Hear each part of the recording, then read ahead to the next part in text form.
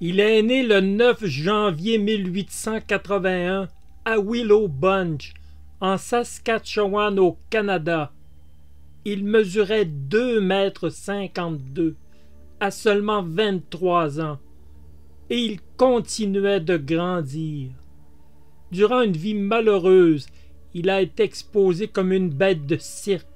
On le cachait pour que les gens payent pour le voir. Tout au long de sa vie, on lui a manqué de respect en le ridiculisant. Voici l'histoire extraordinaire d'Édouard Beaupré, celui que l'on appelait le géant Beaupré.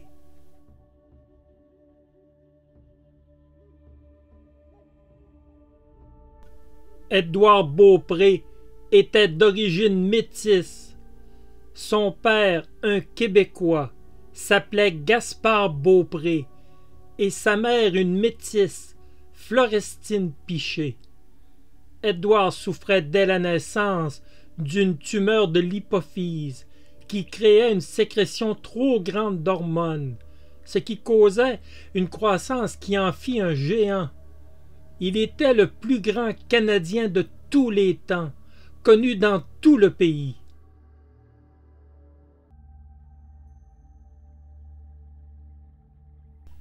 Il y a eu tellement d'affirmations à l'époque sur lui qu'il devient difficile de démêler le vrai du faux.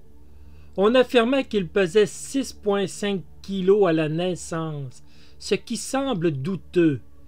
Durant toute sa vie, on a tellement voulu raconter d'histoires autour de lui qu'on a exagéré des pans entiers de sa vie. On lui attribuait aussi des exploits qu'il n'avait jamais accomplis.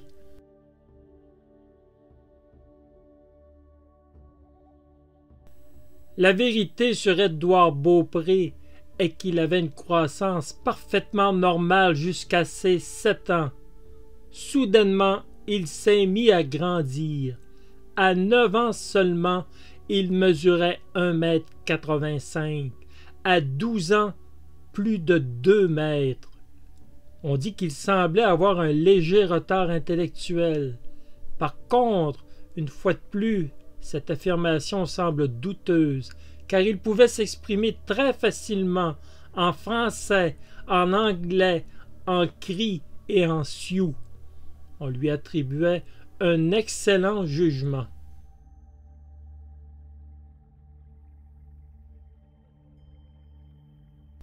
Édouard Beaupré a toujours été timide et quelqu'un qui ne parlait pas si on ne lui adressait pas la parole. Il adorait la vie au grand air, dans les ranchs de Willow Bunch. Il côtoyait les cow-boys, maniait habilement le lasso. Mais rapidement, il a dû renoncer à cette vie. Il était trop lourd pour les chevaux, et ses pieds traînaient même au sol. De plus, un malheureux accident, alors qu'il était âgé de 17 ans, va faire en sorte de le stigmatiser encore plus. Il reçut une violente ruade d'un cheval en plein visage. Avec plusieurs fractures et un nez cassé, son visage demeura défiguré. Avec un physique déjà ingrat dû à son gigantisme, ce n'était rien pour aider le jeune homme qui souffrait déjà d'une grande timidité et qui n'avait aucune confiance en lui-même.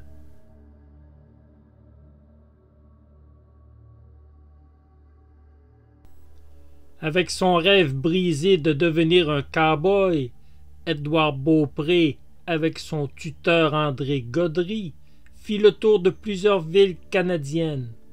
On attirait le public en leur disant de venir voir un géant doté d'une force physique incroyable. La légende à l'époque racontait qu'il pouvait lever un cheval de 275 kilos ou plier des barres de fer, ce qui était totalement faux. Le géant Beaupré n'était pas un homme fort. La véritable curiosité pour le voir était sa grande taille de 2,50 m pour 160 kilos.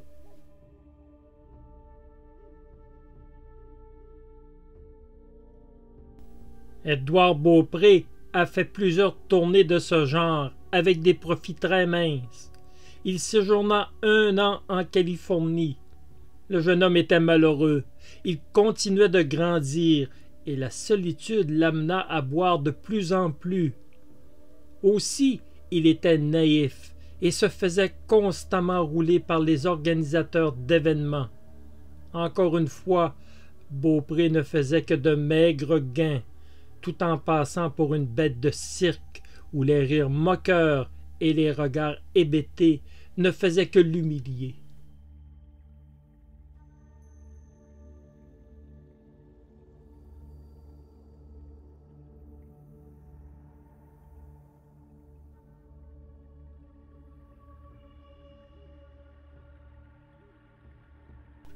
Revenu au Canada, Beaupré, avec son père, visita plusieurs villes, dont New York, avant de faire un arrêt à Montréal, où il eut la malheureuse idée d'accepter un combat avec l'un des hommes les plus forts de la planète.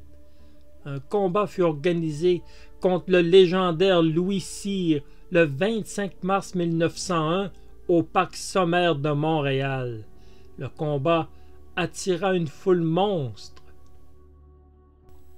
En moins de 3 minutes, le combat était déjà terminé. Louis Cyr l'emporta facilement, blessant même Édouard Beaupré, qui fut renversé à 4 reprises. Le géant avait été incapable d'affronter Cyr. À chaque fois, il se faisait empoigner avec force, ce qui le laissait incapable de réagir.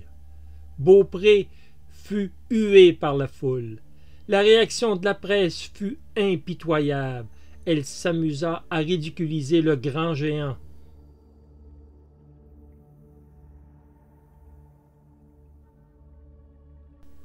La vérité était que Louis Cyr était un homme doté d'une force herculéenne. Personne à l'époque n'était en mesure de l'affronter, même parmi les hommes les plus forts. Édouard Beaupré avait été victime de son père et de l'appât du gain.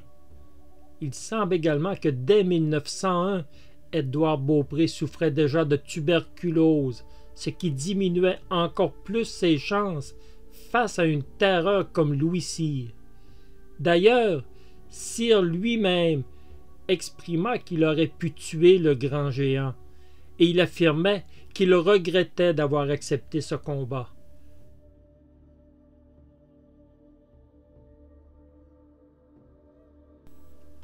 Après être retourné à une vie de cow-boy au Montana, le géant Beaupré dut se résoudre une nouvelle fois à abandonner cette vie. Sa trop grande taille le pénalisait constamment. De plus, il souffrait de tuberculose, une maladie mortelle à l'époque. Sa santé, constamment en déclin, ne lui permettait plus de mener cette vie exigeante.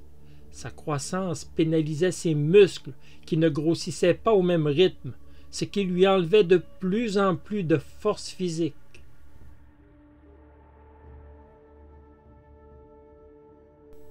Il dut se résoudre à faire ce qu'il détestait le plus, soit retourner en tournée pour s'exhiber à la vue de tous. Il signe donc un contrat le 1er juillet 1904. Il est alors engagé par le cirque Barnum and Bailey, qui voyageait partout en Amérique. Édouard Beaupré menait une vie de reclus. On lui interdisait de sortir hors des limites du cirque. Il ne fallait pas que les gens l'aperçoivent. Il fallait le garder pour son exposition lors des représentations. Le géant Beaupré vivait dans une prison, dans un isolement total. Il vivait une grande solitude, où seul l'alcool lui servait de compagnon.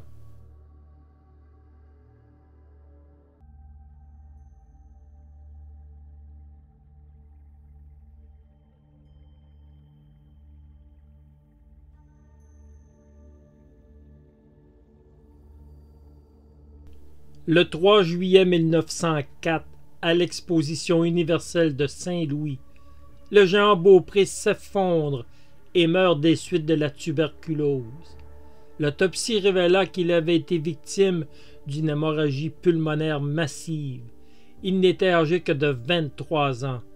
Il mesurait 2,52 m et pesait 170 kilos. Il était affecté d'un gigantisme hypophysaire qui ne se traitait aucunement à l'époque. Jusqu'à la fin de sa vie, le géant Beaupré continuait de grandir. Il se classe au 5e rang de tous les géants de la planète. Et s'il avait vécu, qui sait s'il ne serait pas devenu le plus grand géant de la planète. Certains émettent l'hypothèse qu'il est possiblement l'homme le plus grand que le monde ait connu, car sa taille a été mesurée et documentée, alors que pour les autres géants, il est impossible de vérifier et de confirmer de façon certaine leur grandeur et leur poids.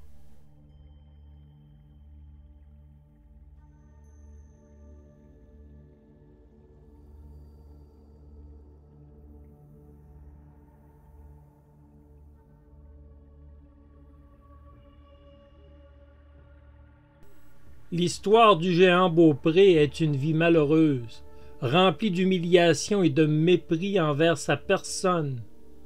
En réalité, Édouard Beaupré était quelqu'un de naïf, mais qui n'était pas bête du tout.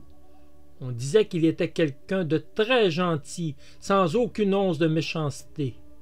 Victime d'une rare maladie, on se plut à le prendre pour quelqu'un qui intellectuellement était en retard. Édouard Beaupré a été victime d'un mauvais coup du destin.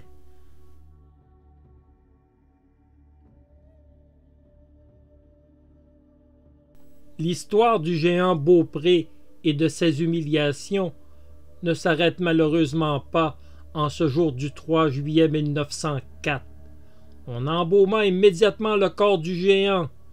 Le cirque refusa de payer les frais de l'embaumement. On appela les parents Beaupré qui n'avaient pas les fonds nécessaires pour venir chercher leur fils et payer les factures. Les entrepreneurs en pompes funèbres ont poussé la méchanceté à son paroxysme en conservant le corps et en l'exhibant à la vue de tous dans un grand magasin de la ville de Saint-Louis. La police dut intervenir pour maintenir l'ordre devant les attroupements des gens venus en grand nombre pour voir le géant Beaupré.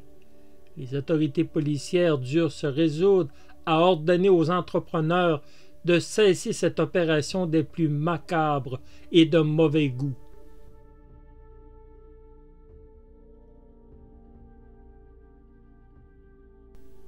Mais la sombre histoire du géant ne s'arrête pas là. On ne le laisse pas reposer en paix. Pascal Bonneau, qui travaillait au ranch Willow Bunge, fit le voyage jusqu'à Saint-Louis et ramena le géant Beaupré à Montréal. Une fois de plus, on exploita la mémoire du pauvre homme en l'exposant pendant 6 mois au musée Éden de Montréal. Les foules accourent pour voir le cadavre. Les responsables du musée doivent cacher le corps. La situation devenait incontrôlable.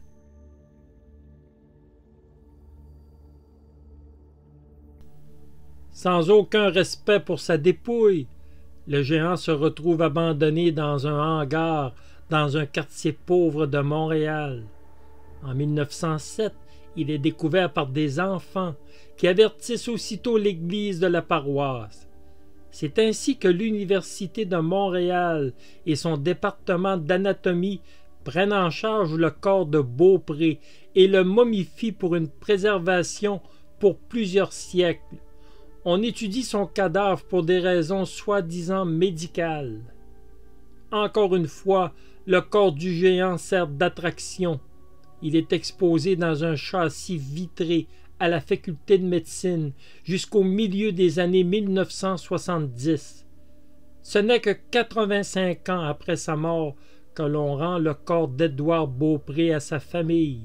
Il fut incinéré et enterré à Willow Bunge, l'endroit de sa naissance, le 7 juillet 1990.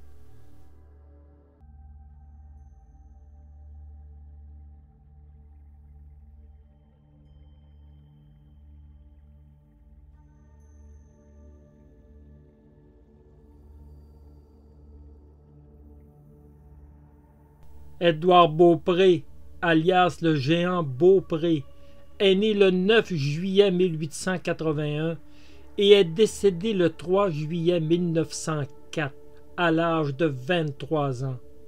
Il fut une bête de cirque et fut victime d'humiliations et de moqueries durant toute sa vie, due à son gigantisme et à un visage déformé par un accident.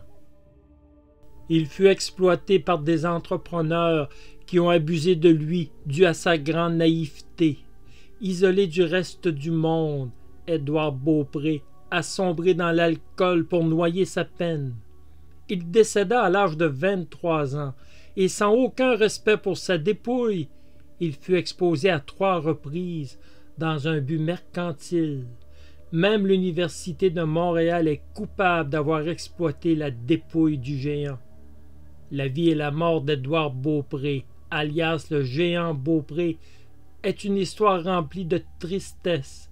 Vivant ou décédé, le géant Beaupré aura été une curiosité pour les gens. Une curiosité qui démontre jusqu'où la méchanceté humaine peut aller parfois. Que le géant Beaupré repose en paix.